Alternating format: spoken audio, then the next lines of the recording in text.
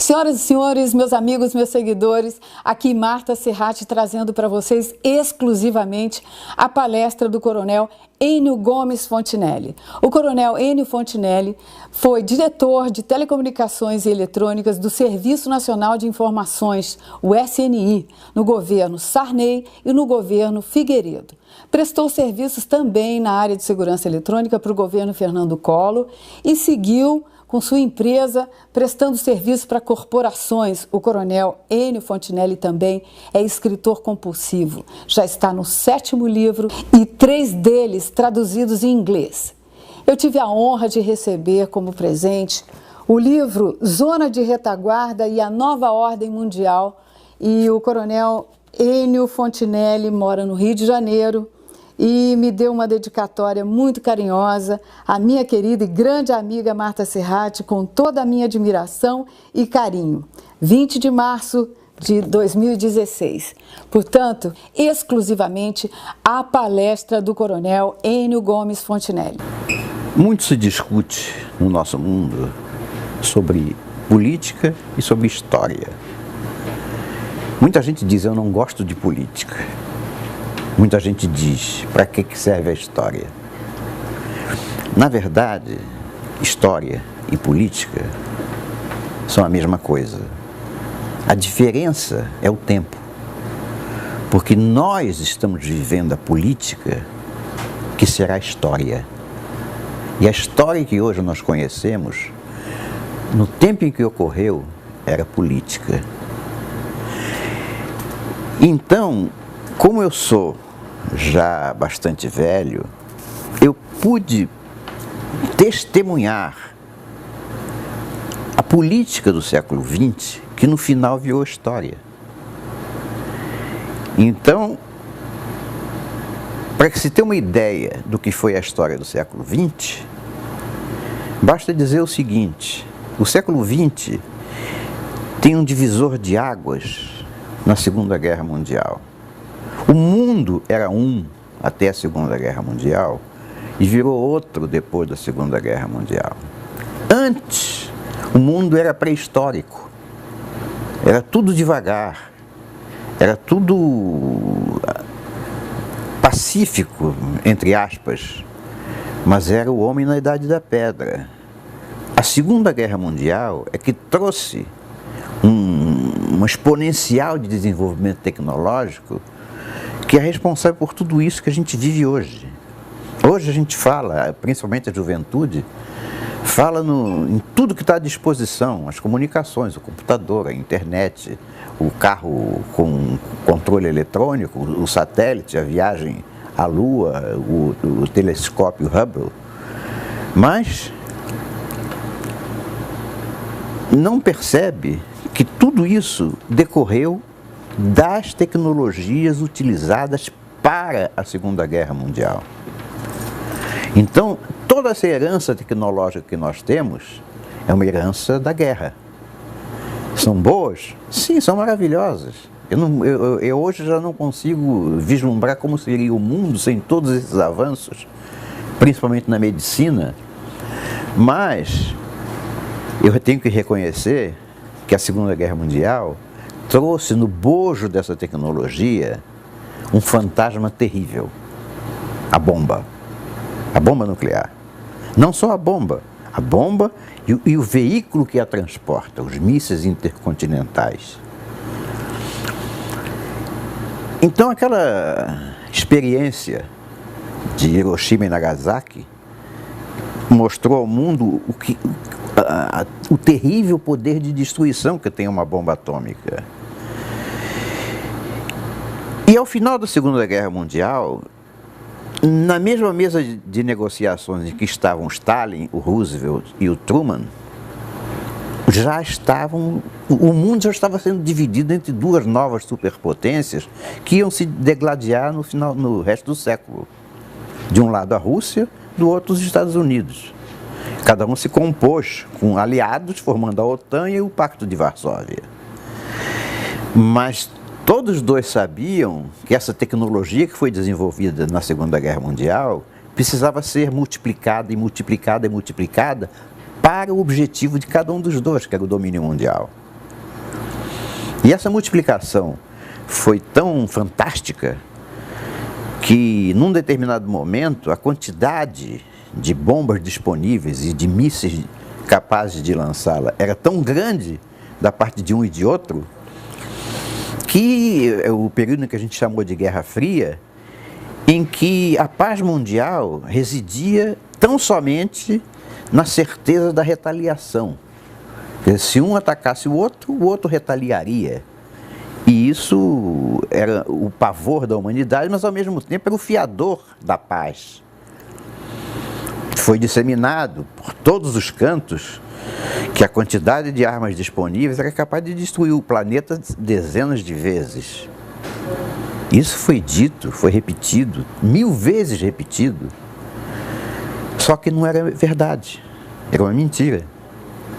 Uma mentira que foi colocada propositadamente para que todo mundo que não estivesse diretamente envolvido visse a corrida armamentista como um fantasma. Na verdade, nenhum dos dois oponentes, em momento algum, esqueceu do poder que desejava conquistar. Então, essa paz, assim claudicante, foi andando, e a disseminação de que o planeta seria destruído omitia um fato importantíssimo. É que as atmosferas do hemisfério norte e do hemisfério sul não se misturam jamais. O vento que venta lá não venta cá. Paradoxalmente, isso também é verdadeiro nas correntes marítimas, exceto por acidentes de percursos de montanhas, acidentes geográficos.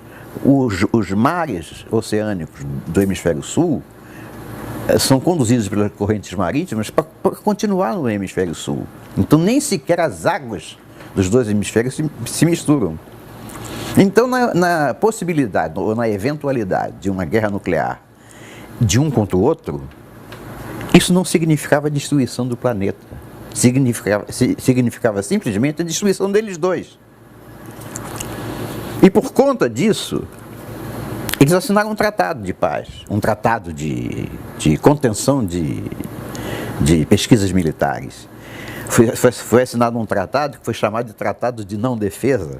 Observa, dois inimigos mortais assinando um tratado de não defesa. Mas significava que cada um deles não podia desenvolver tecnologias de defesa além daquelas que eles já tinham naquele momento. Nitidamente eles estavam falando de uma guerra espacial. Mas foi assinado o tratado, que continuou sendo o avalista da paz. Mas todos os dois de olho no hemisfério sul, para procurar aqui as zonas de retaguarda que seriam necessárias para, na eventualidade de uma contaminação no hemisfério norte, terem de onde tirar a sobrevivência. A comida, as matérias-primas, a indústria capaz de produzir e o próprio esforço de guerra, do pós-guerra nuclear, que seria necessariamente uma guerra convencional ao sul. Então, por razões históricas, por sorte, por proximidade geográfica, coube à OTAN a melhor zona de retaguarda, a América do Sul. Porque a parte do hemisfério sul que coube à União Soviética foi a África, o sul da África, o subequatorial. E não só não existe uma divisa física entre as duas Áfricas, meridional e setentrional, o que já era por si só um desafio para conseguir uma zona de retaguarda num lugar onde não havia fronteiras, como também a África não conseguiu. Os russos, apesar de tentarem desesperadamente comunizar a África, tanto que mandaram até exércitos cubanos para lá, não conseguiram. Quer dizer, não conseguiram transformar a África num país, num continente capaz de suprir as necessidades do pós-guerra nuclear, o que não aconteceu com a OTAN. A OTAN, olhando para a América do Sul, verificou o seguinte: existe uma fronteira natural, o Rio Amazonas. O Rio Amazonas separa nitidamente o norte do sul. Então, melhor que isso, ainda existia a floresta amazônica ao sul do Rio Amazonas. A oeste tinha os Andes. Então, o que restava da América do Sul para ser zona de retaguarda? Brasil, Argentina, Uruguai e Paraguai.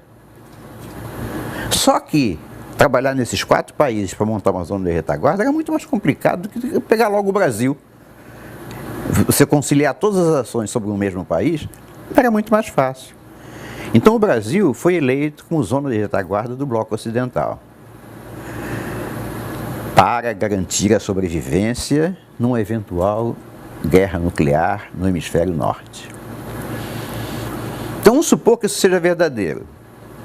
Eu sou o estrategista do norte, já sei que foi eleito o Brasil como zona de retaguarda para o Bloco Ocidental, então a minha função é transformar o Brasil realmente numa área de retaguarda, que militarmente a gente chama de zona de suprimento.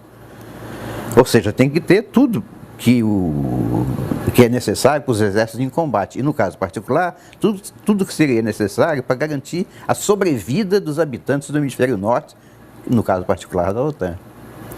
Então o estrategista abriu um mapa, botou sobre a mesa, viu, mas esse aqui é o país, esse aqui é o Brasil. Como é que a gente transforma isso aqui numa zona de retaguarda para a OTAN?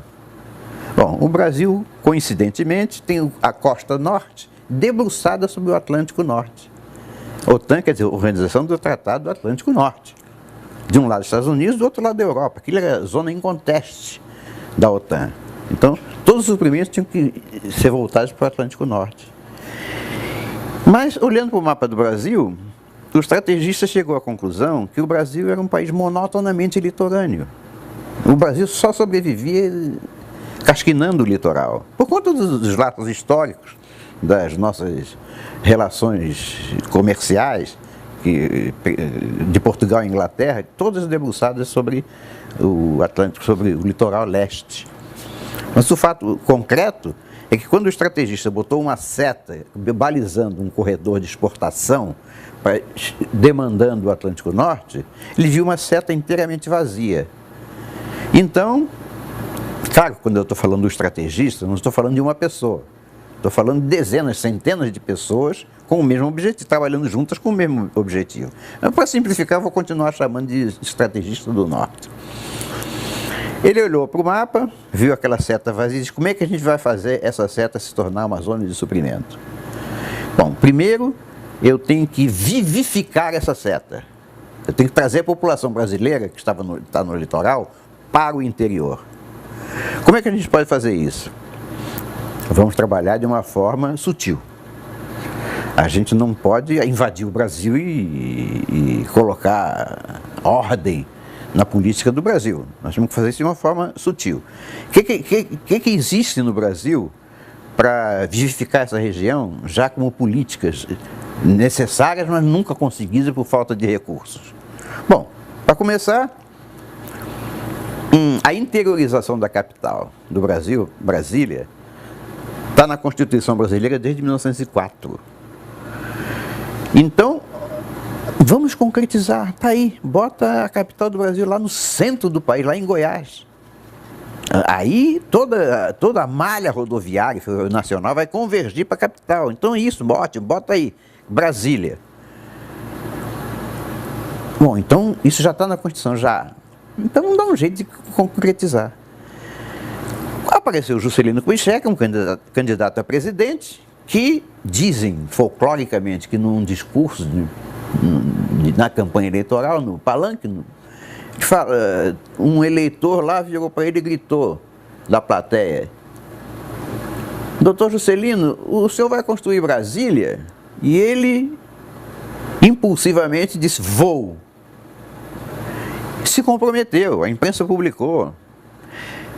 Então, quando ele assumiu realmente a presidência, ele montou o tal plano quinquenal, quer dizer, 50 anos em 5, que, paradoxalmente ou coincidentemente, tinha 3 objetivos principais: construir a capital no Planalto Central, construir uma rodovia, a Belém-Brasília, ligando essa capital ao Atlântico Norte, e terceiro, irrigando o Cerrado.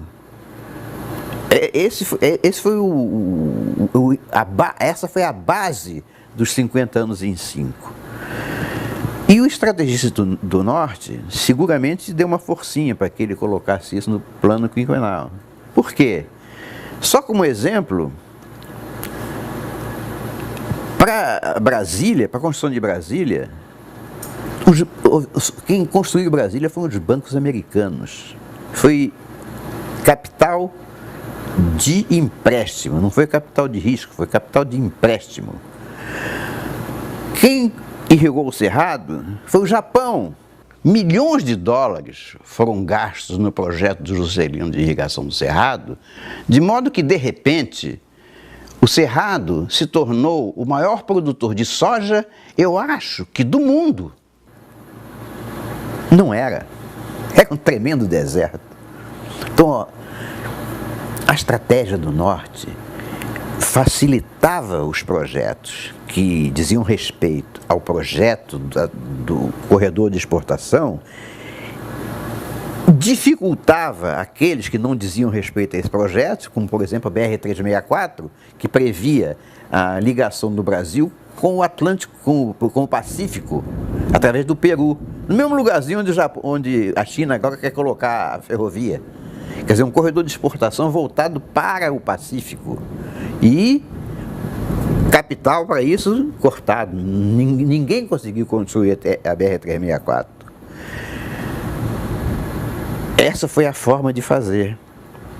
Então o que fez o estrategista? Bom, então Brasília está aqui, a rodovia Belém-Brasília está aqui, ela não é suficiente para transportar uma tonelagem capaz de assumir o compromisso de produzir para a sobrevivência do hemisfério norte. Então nós temos que reforçar essa rodovia com 2 outros meios de transporte que são muito mais capazes de transportar grandes tonelagens: a ferrovia e a hidrovia. Então o que foi feito? Foi feita a ferrovia Norte-Sul, que até hoje não está pronta, mas ela foi planejada e começou a ser executada, e foi feita a hidrovia Araguaia-Tocantins, que vai exatamente para Belém. Também não está pronta, mas começou a ser construída. Então, estava pronto o primeiro painel, quer dizer, o que transportar e para onde. Aliás, o que transportar não. Como transportar e para onde. Os meios de transporte, os portos debruçados sobre o Atlântico Norte e a interiorização da capital. Mas vai transportar o quê? Era preciso ter alguma coisa que transportar. O quê? O que é necessário para a sobrevivência de toda uma população? Grãos, matérias-primas e a transformação dessas matérias-primas.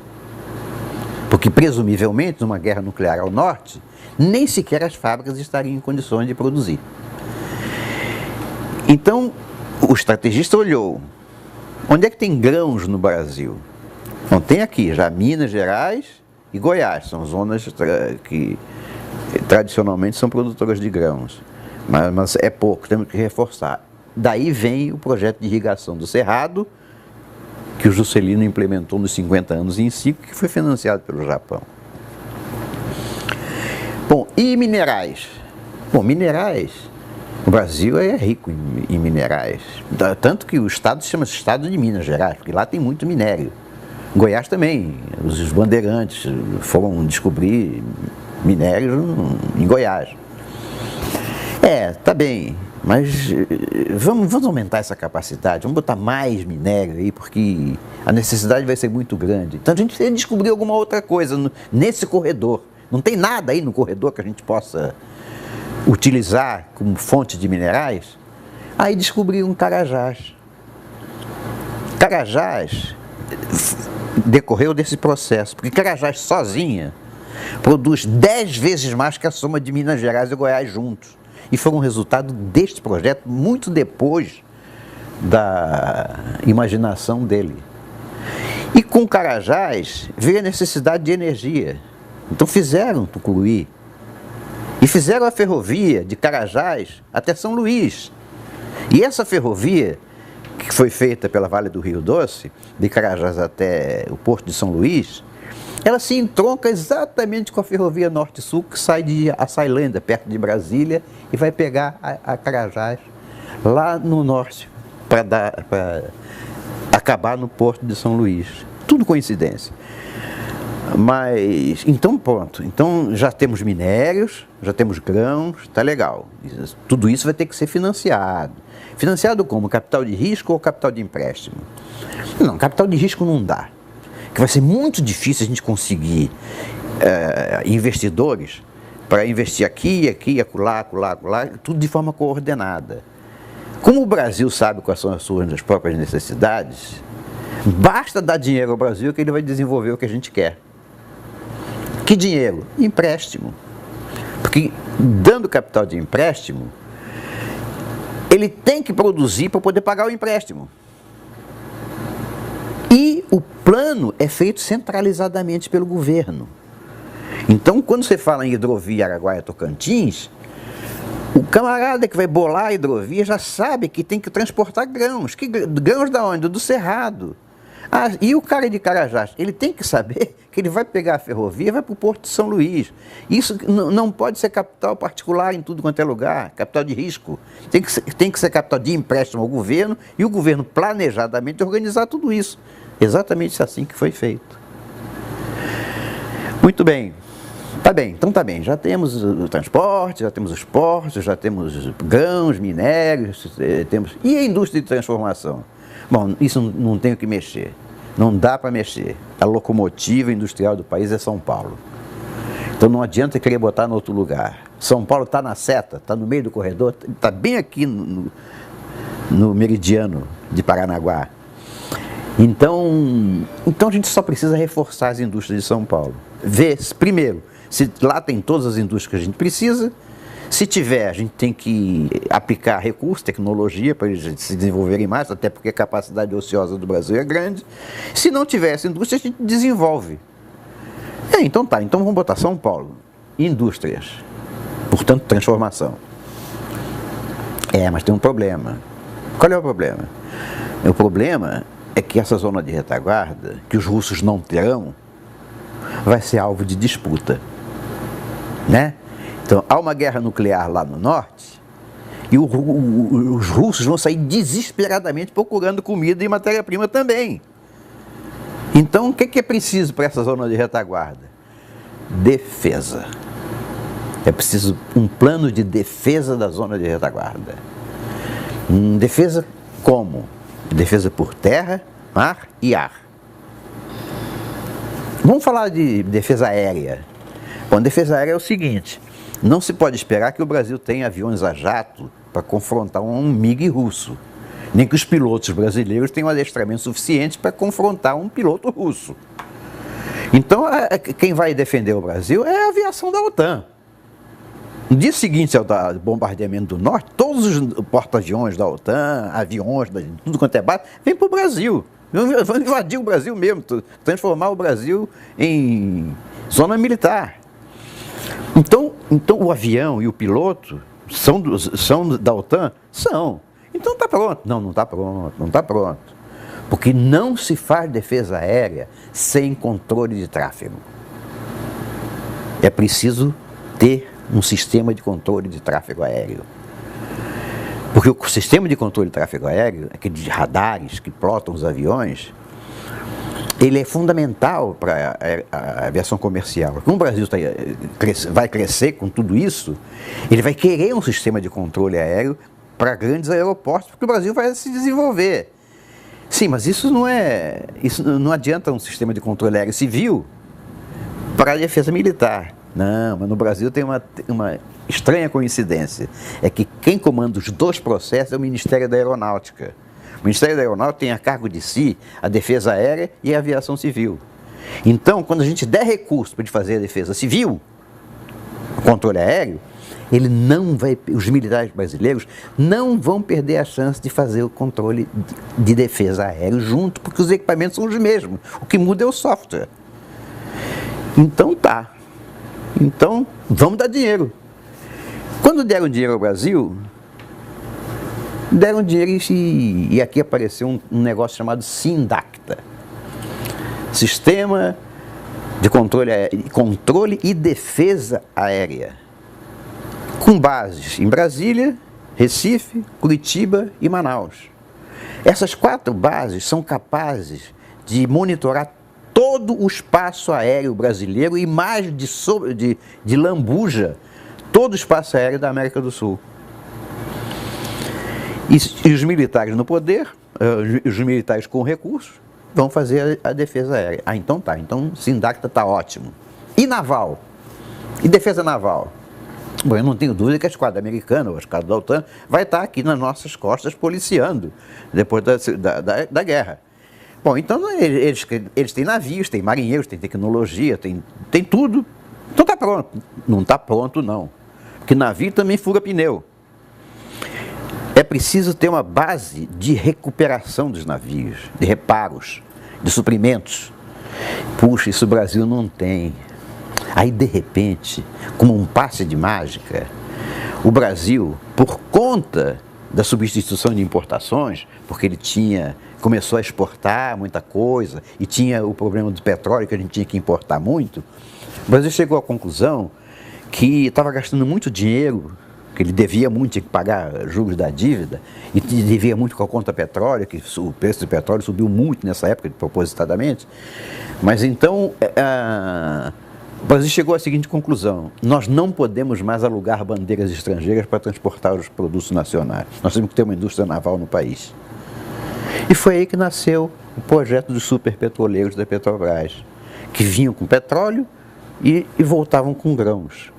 Só que para construir os superpetroleiros, você estava construindo navios gigantes. Então, os nossos estaleiros foram estaleiros gigantes. O Brasil passou a ser um importantíssimo construtor de navios. A indústria naval brasileira cresceu assustadoramente, passou a ser um grande exportador de navios.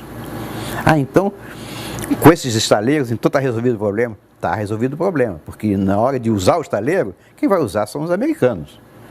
Porque os navios de guerra americanos têm segredos que os brasileiros não sabem. Mas tendo o estaleiro, deixa comigo. Então tá, a defesa naval tá. E a defesa terrestre? A defesa terrestre não tem problema, né? Porque pega os tanques americanos e leva para lá, míssil americano e tal, a defesa antiaérea. Não é assim não, tem problema também. As nossas fábricas de produtos militares vão estar comprometidas. Então a gente precisa ter fábricas na zona de retaguarda. A gente precisa ter indústria bélica no Brasil. A gente precisa construir tanque, caminhão, míssil, metralhadoras, lança-rojões, muita munição. Então, precisa ter uma indústria bélica no Brasil. Aí, de repente, num passe de mágica, num clube fechadíssimo, que é o de exportadores de armamentos, o Brasil aparece como um grande exportador de armamentos. Então, tudo isso por conta da estratégia da OTAN de zona de retaguarda para um conflito nuclear.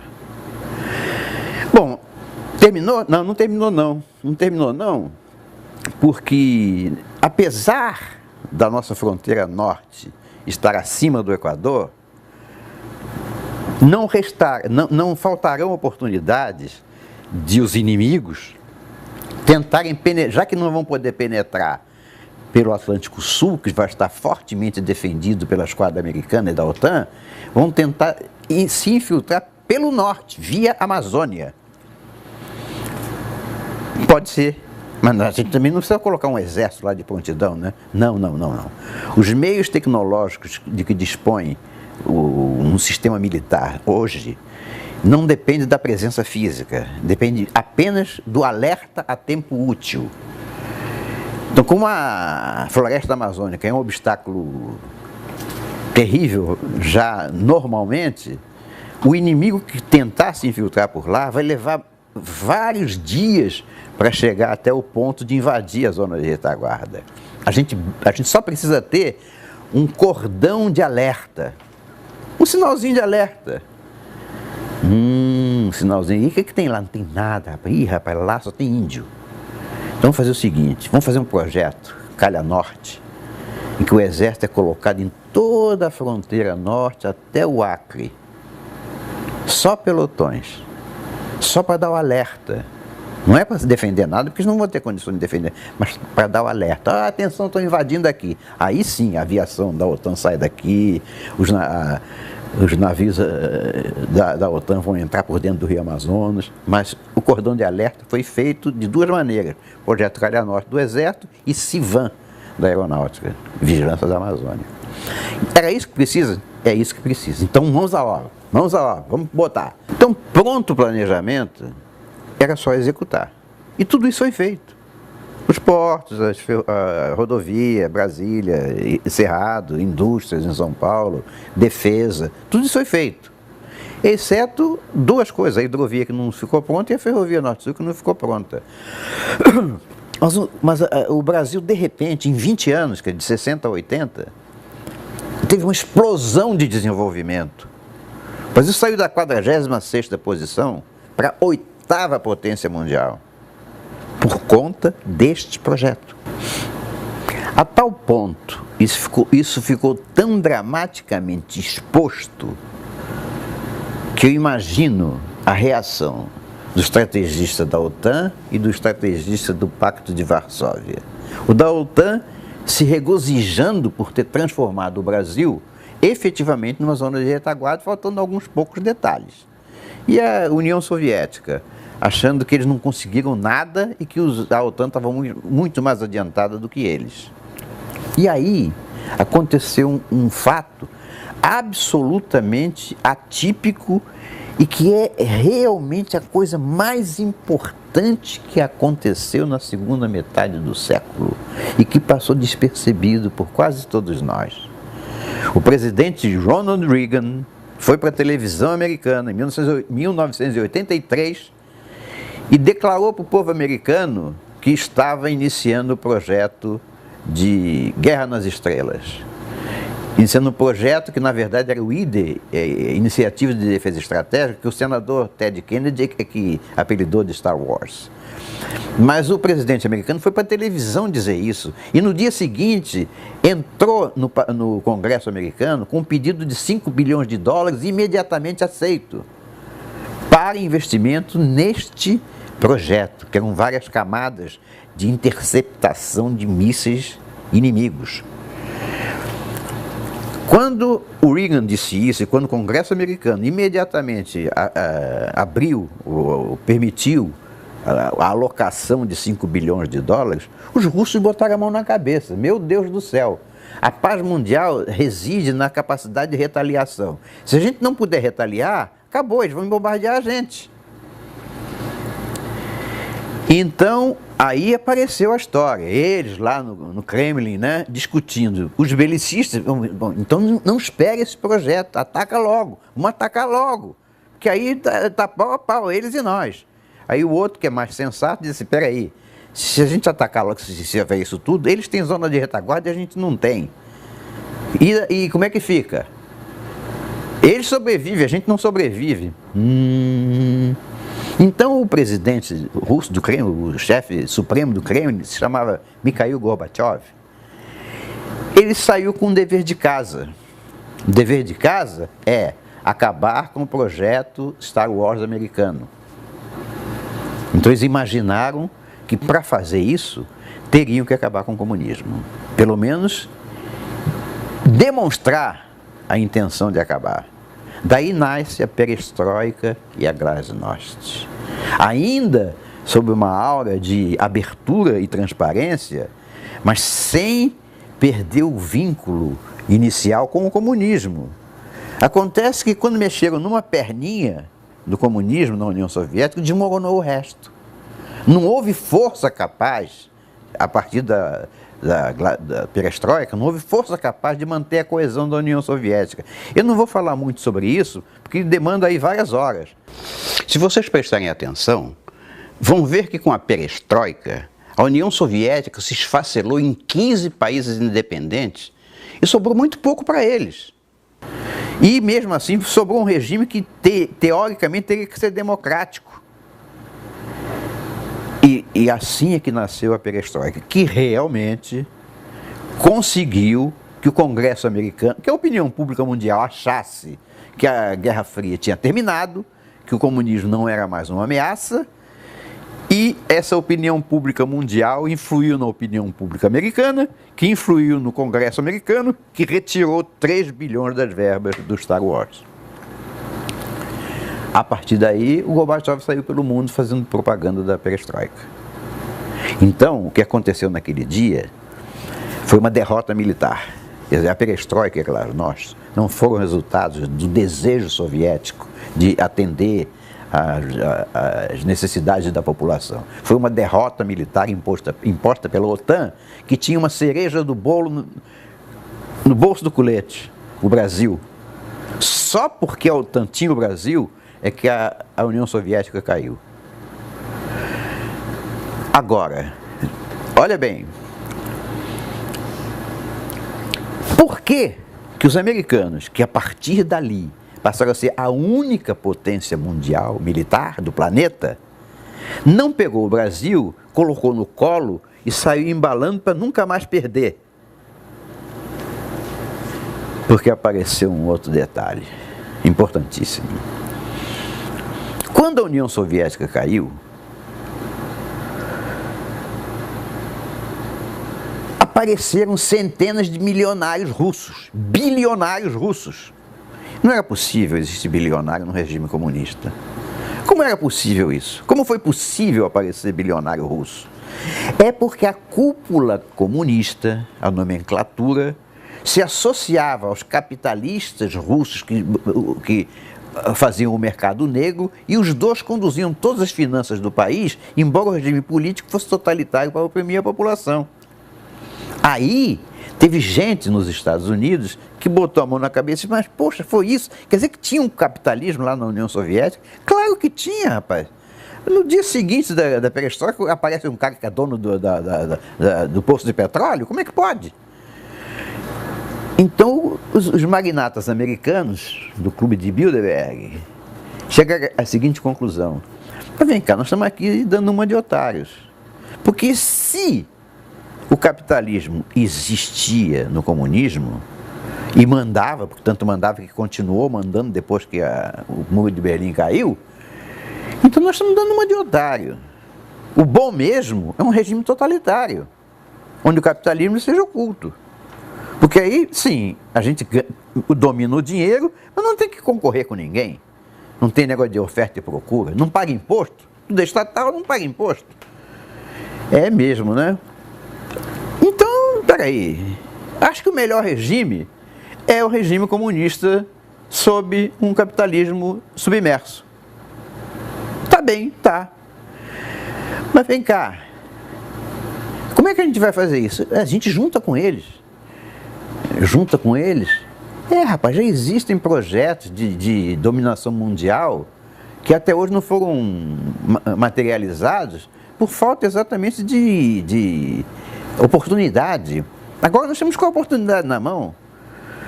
É só a gente se juntar com os comunistas, fazer um acordo e começar a trabalhar em função disso. Vamos dar um nome para isso? Vamos dar. Nova Ordem Mundial. Tá bom o nome? Tá ótimo. Nova Ordem é perfeito. Vem dos Illuminati.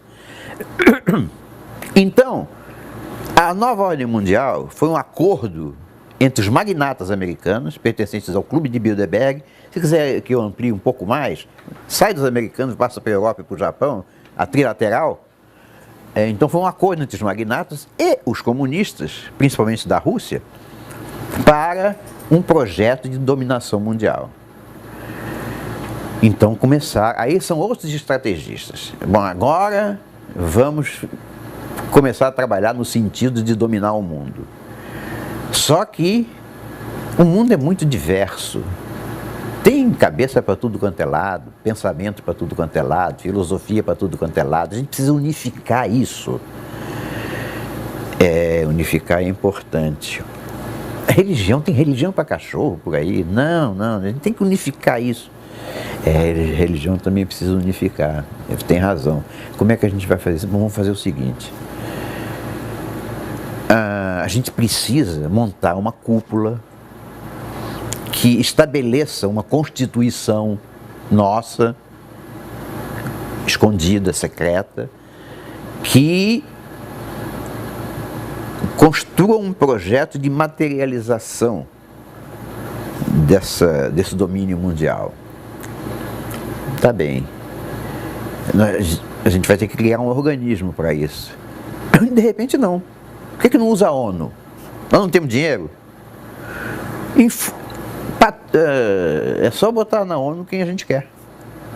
E aí da ONU, ela tem jurisdição mundial, dali a gente parte com todas as instruções para o mundo inteiro.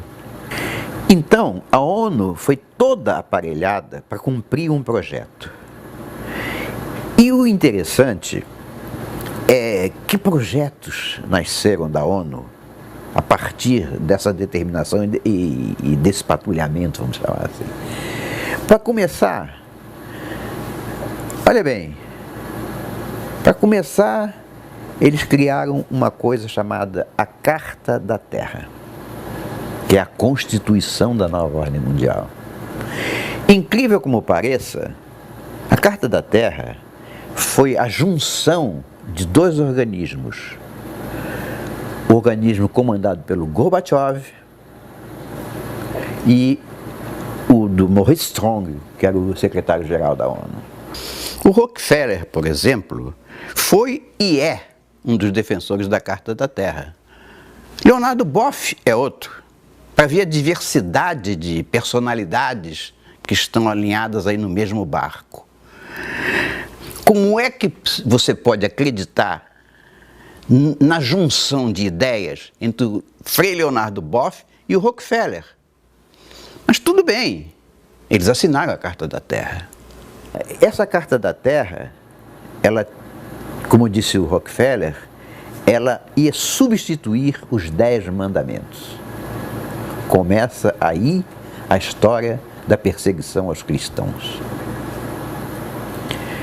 Então, a Carta da Terra tinha como objetivo substituir o nosso Deus onipotente pela Deus Terra, Deusa Terra, pelo planeta, a Mãe Terra. Então, essa substituição, nós estamos vivenciando ela diariamente. Todo o projeto ecológico advém exatamente da Carta da Terra. Quer dizer, foi um projeto feito, primeiro, para acolher as viúvas do comunismo. Todos os partidos verdes que nasceram pelo mundo afora foram mobiliados pelos comunistas arrependidos. E também para arranjar um gancho para as crianças adotarem a Terra como mãe, foi que se criou a ideia do aquecimento global, que é uma fraude. A história do aquecimento global é muito interessante, porque ela foi feita através de uma reunião de cientistas na ONU e que chegou a uma conclusão de que o planeta estava esquentando.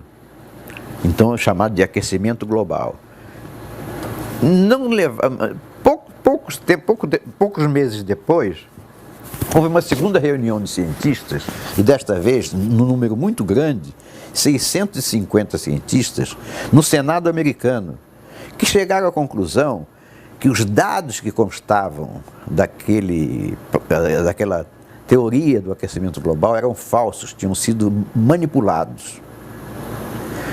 E que o aquecimento global não existia.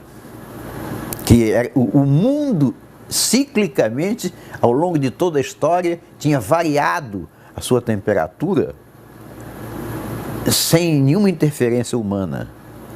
Que o homem aí não representa nada para o planeta em termos de aquecimento. Só que esse relatório do Senado americano jamais ganhou a mídia. E continuou persistente em todo o mundo a ideia de acabar com o aquecimento global com duas funções. A primeira é ter um gancho para entrar na cabeça das pessoas, para criar uma mente universal, fazendo da Terra, do planeta Terra, a deusa, a mãe. e acabar com as outras religiões. E segundo, fazer com que os países subdesenvolvidos, para ser politicamente corretos, tivessem que investir na proteção ao planeta, em ecologia, recursos que eles não tinham. Então, o segundo objetivo era tornar as populações dos países pobres mais pobres ainda. Isto foi um projeto financiado, distribuído pela ONU, financiado por organizações, fundações, dezenas delas, eu posso me lembrar de uma ou outra, Bill Gates, Bill e Melinda Gates, George Soros, Avaaz, e várias outras, eu não vou me lembrar de todas aqui agora. Agora, todas essas organizações não tratam dos assuntos diretamente. Cada uma delas tem centenas de ONGs, organizações não governamentais, que são os porta-vozes dos discursos que vêm da chefia.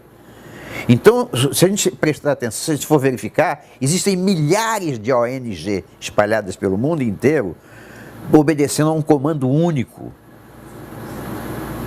da nova ordem mundial, capitaneada pela ONU, que assim que a ordem mundial, a nova ordem, conseguisse dominar o planeta, a ONU seria descartada e substituída pelos cérebros que realmente estão por trás. Bem, esse era o projeto. E, portanto, a gente começa a entender onde é que nasce a perseguição aos cristãos. Porque de todas as religiões do mundo, a grande muralha que não conseguiu ser penetrada pelo comunismo, por vias diretas ou indiretas, foi a religião católica. E, por extensão, as religiões cristãs como um todo. Os evangélicos e os próprios ortodoxos na Rússia.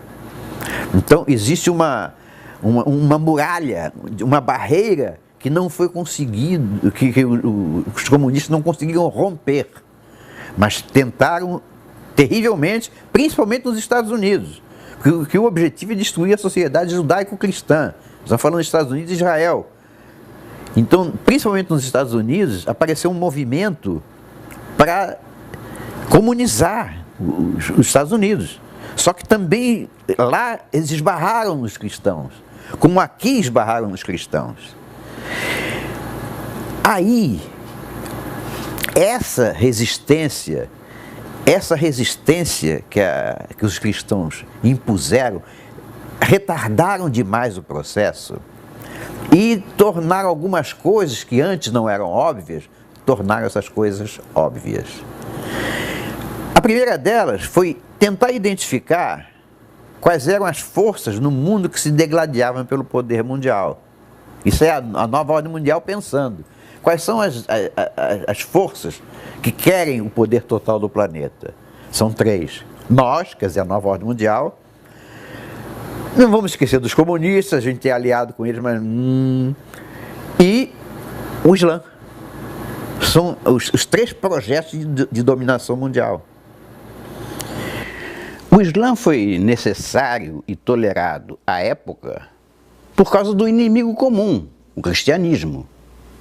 Mas quando a nova ordem mundial percebeu que, primeiro, que a União Soviética, a Rússia, que já não era mais a União Soviética, que a Rússia ainda mantinha os resquícios de imperialismo do passado e que começou a botar o pé na Ucrânia, botar o pé na Crimeia e principalmente construir abrigos nucleares em pleno século XXI. Foi isso mesmo que você ouviu. O maior abrigo antiatômico do mundo é nos Montes Urais na União Soviética, que terminou em 2014. Ou seja, se era para ter uma nova ordem mundial, em que os russos estavam combinados, para que abrigo atômico? Então isso botou uma pulga na camisola dos magnatas. Peraí, de repente a gente está trabalhando para o bandido e vai ser depois guilhotinado. Para tudo. A religião católica, os cristãos, é que deram esse tempo, porque senão tudo tinha sido avassalado. Mas essa muralha foi que deu tempo para pensar nisso. E esse tempo também expôs à luz do dia o Islã, que era beneficiário dos mesmos recursos, sim, o terrorismo financiado pela nova ordem mundial, sim, era beneficiado pelos mesmos recursos fartos e de repente começou a conquistar terreno e invadir a Europa, na moita, através de paz, a religião da paz, que se a gente lê lá não tem nada de pacífico, mas eles entraram na Europa de uma maneira fortíssima. Os magnatas coçaram a cabeça, peraí, como é que está o negócio aí? A gente deixou eles entrarem em tudo. E as nossas zonas de retaguarda? A gente deixou eles entrarem, pois não era uma parceria? Não era para comunizar o mundo inteiro? A gente deixou o espaço aberto para eles entraram. Entraram no Brasil, Quer dizer, peraí, entraram em termos. Eles entraram, o Fogo de São Paulo, Nasul, Ursal, o PT está no governo, o PCdoB, o PSDB, a oposição do PT ao PSDB, que também é Fabiano, é a mesma coisa. Quer dizer, o projeto está em pleno gozo dos seus direitos no Brasil, mas ainda não chegou ao fim, não conseguiu. Por quê? Porque lá também a religião católica botou um muro e aconteceu um acidente de percurso. Acidente de percurso qual? Não, é porque um dia teve um deputado que quiseram botar ele contra a parede e ele, numa CPI dos Correios, foi para a televisão e disse em alto e bom som: existe o mensalão na Câmara dos Deputados. Dirceu, sai daí, vai embora, está na hora. Então, o Roberto Jefferson colocou aos olhos do país inteiro um projeto de corrupção do Partido dos Trabalhadores. A partir dali, nunca mais o PT foi o mesmo. De lá para cá, tem sido tudo uma consequência da outra. Nós não chegamos ao fim desse novelo, mas vamos chegar. Mas esta declaração do Roberto Jefferson, que caiu na mão da justiça, acabou na prisão, com a prisão de vários homens públicos e muito importantes, fez uma fratura no projeto. Então, outro acidente de percurso. Então, o Brasil ainda não foi conquistado. Então, a nova ordem mundial, puxa vida. Então, quer dizer que a gente ainda dá tempo de dar um passo para trás? Dá. O que significa dar um passo para trás? Bom, não é a gente que financia esse troço todo? Começa a tirar dinheiro. Começa a tirar o dinheiro fora. E aí começa a aparecer no mundo um novo sentimento, também midiático, de rejeição a um projeto que estava em curso de socialização do mundo. Foi o espaço aberto que hoje nós encontramos para estar falando aqui. A direita renasceu das cinzas como a fênix. Então, essa fênix, ela começa a aparecer, primeiro de forma, nos 50 tons de cinza. Um cinza light que vai se densificando, e começam a aparecer no mundo inteiro as Fox News, um canal de direita americano, que é absolutamente contrário a todo esse projeto. Começa a aparecer a voz da internet, que, como no Brasil, não conseguiu ser emudecida pelo establishment. Ela encontrou o espaço, e encontrado o espaço, encontrou uma multidão de pessoas capazes de ocupá-lo. Esta é a nossa fênix, e nós estamos virando de cinza para o negro. Então, vamos chegar lá. Então, Isso nos permitiu o fôlego necessário para identificar debaixo de que espada, debaixo de que cutelo os nossos pescoços estavam. Há tempo de retirá-lo do caminho da lâmina. Agora, o que a gente vê não é mais uma voz perdida no deserto. Agora o que a gente vê é um desespero enorme da esquerda, que já não é mais a nova ordem mundial, é só o comunismo. Um desespero enorme da esquerda de conquistar a maior quantidade de espaço possível num curto espaço de tempo. Daí a gente vê ideologia de gênero, daí a gente vê censura da internet, daí a gente vê uma série de projetos que demonstram tão somente uma pressa, uma urgência de conquistar o espaço enquanto há tempo, porque o navio está afundando. A única diferença agora entre nós e eles é que, ou eu diria entre nós e o resto da população, é porque nós estivemos o tempo todo olhando para a tripulação do navio, nos preocupando com a corrupção do PT, com a prisão do Dirceu, com a possível prisão do Lula ou da Dilma. Nós ficamos preocupados com a tripulação do barco. Estivemos, nos últimos 13 anos, preocupados única e tão somente com a tripulação do barco. Só que nós não vimos que por fora do nosso trabalho existia uma mão maior mudando a direção do barco, mudando o porto de destino. E é aí que nós estamos ganhando a guerra. Esse barco que já está afundando, ele já mudou o curso para um porto de destino que não é mais o comunismo. A direita renasce das cinzas. E quando eu falei em acidente de percurso, eu quero registrar o maior acidente de percurso que aconteceu a nível mundial. Porque, bem recentemente, acho que não faz em 2 meses, o Putin declarou que o aquecimento global é uma farsa. Ele sabe disso desde o início, ele faz parte de todo o processo que criou isso. Quando ele diz que o aquecimento global é uma farsa, ele está destruindo a base em que se sustenta o Estatuto da Terra. Portanto, está demolindo as fundações da nova ordem mundial. Abriu guerra declarada. E por isso a reação natural, normal, da nova ordem mundial, e por isso o espaço que a gente ganha dia a dia de vencer essa guerra. Se a nova ordem mundial mudou de ideia, eu tenho certeza. Agora, se ela vai retomar a ideia daqui a 50 anos, eu não sou capaz de dizer. Possivelmente, um projeto de dominação mundial pelos financiadores do mundo deve ficar latente em algum bolso de colete por algum tempo.